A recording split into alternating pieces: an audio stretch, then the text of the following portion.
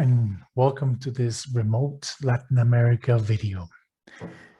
Today I'm going to talk about Yacht Isabela 2 in the Galapagos Islands in Ecuador. My name is Klaus Filch. I'm product manager and I used to be a guide in the Galapagos Islands and expedition leader. Now, you should know though that to get to the Galapagos Islands, you need to go through Ecuador, as this is the only gateway into the Galapagos Islands. All flights from the two airlines that go to Galapagos will start in Quito, will stop briefly in Guayaquil, and from there, the only long flight in Ecuador is across the Pacific Ocean to this archipelago. Galapagos is 19 islands. 97% of Galapagos is a national park, and in only 3% you have a population of about 30,000 inhabitants. But you know that most of the time you will be surrounded by sea lions and iguanas, and you will barely see another person. This is a vast and remote archipelago that inspired Charles Darwin in 1835 and is today one of the top places to travel, and it's in almost everyone's bucket list. Now, you have many options to visit Galapagos Islands, and you will also see that there's various vessels that you could choose from. If for you, Galapagos is interesting because of the wildlife, you want to learn more about this, and you want to see this incredible behavior of these animals and the volcanic landscapes, come with us. Our itineraries were designed by guides from a guiding point of view. We based it on the wildlife of Galapagos. There's certainly a lot of species you get to see, but we picked which are the most relevant, the ones that you have to see. And our itineraries are designed in such a way that we try to pack on every single day new species, so that in itineraries of 4 nights, 5 days, or 6 nights, 7 days, you get to see as many of these iconic species. You could also see that our itineraries crisscross quite a bit. We made this so that we can show you as much as possible. You should also know that our itineraries are carbon neutral. Now, when we go on shore, we divide the groups and we divide them into smaller groups. These groups are normally between 11 and 12 guests per guide.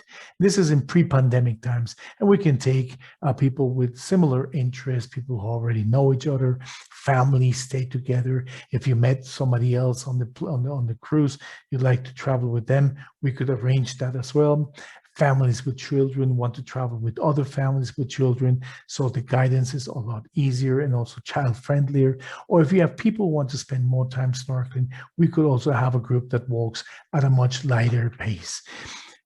Our trips are also family friendly. This is year round. You should know there is no kids club or nursery on board of the vessel, none of that. But you also know that on board we do have activities designed for our children. We've been doing this for the longest time. So this is something that kids really love.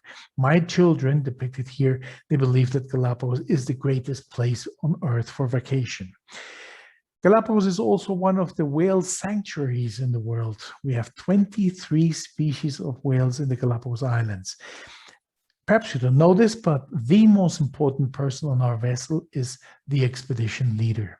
So when these things happen, when suddenly there's a pod of whales or a female with a calf, you should also know that the expedition leader can rearrange certain parts of our itinerary so that we show you these things. Food on board of our vessels is something very important for us. A long time ago, we have decided that food is a lot more than just a biological necessity. We've been focusing on the Ecuadorian cuisine, international cuisine, on the regional cuisine of Latin America, and we have been winning various awards. This is what Isabela does.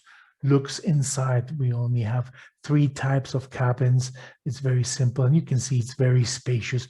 You have a lot of space under the bed where you can also hide your luggage while it is not being used. And then the public areas, there's also plenty of space. We have Wi-Fi indoors in various hotspots, and you can see there's a lot of space outdoors, so you can be in the sun or in the shade and use our jacuzzi. But the greatest part is going on shore with our naturalists. This is like being in a nature documentary and being at proximity of this incredible wildlife of Galapagos. Remember, small groups, only one language. Our guides will never have to repeat everything in one or more than one language. When we're done with the walks, we have other options. So we have plenty of things to choose from. And because we have many more guides than what we need, we can offer these activities simultaneously. For instance, kayaking. These are sit-on-top kayaks, very simple. We do have a briefing for safety of our kayakers, but also for the safety of the Galapagos wildlife. There will be plenty of snorkeling opportunities on your trip. And believe me, underwater is just as fascinating as above the water. We have all the equipment you will need, from shorty wetsuits, fins, masks, tubes, mesh bags, the vests. But if you don't bring your own gear, you also know that when you're getting it from us, the mouthpiece, it's a brand new mouthpiece you get to unpack from the box yourself. This is how you get in and out of the Zodiacs. We have a little ladder, and the Zodiac operator, as well as the naturalist guide, will help you in getting in and out of these boats. But some guests prefer to stay dry. We call it the dry snorkeling or the glass bottom boat. Very few vessels in Galapagos have this because it's a large, clumsy object that has to be stowed away somewhere on a larger vessel. So these glass bottom boats have plenty of space and, of course, large windows, so you can be with a naturalist and see what happens on the water. In 1969, we put the very first ship that toured the Galapagos Islands in organized fashion.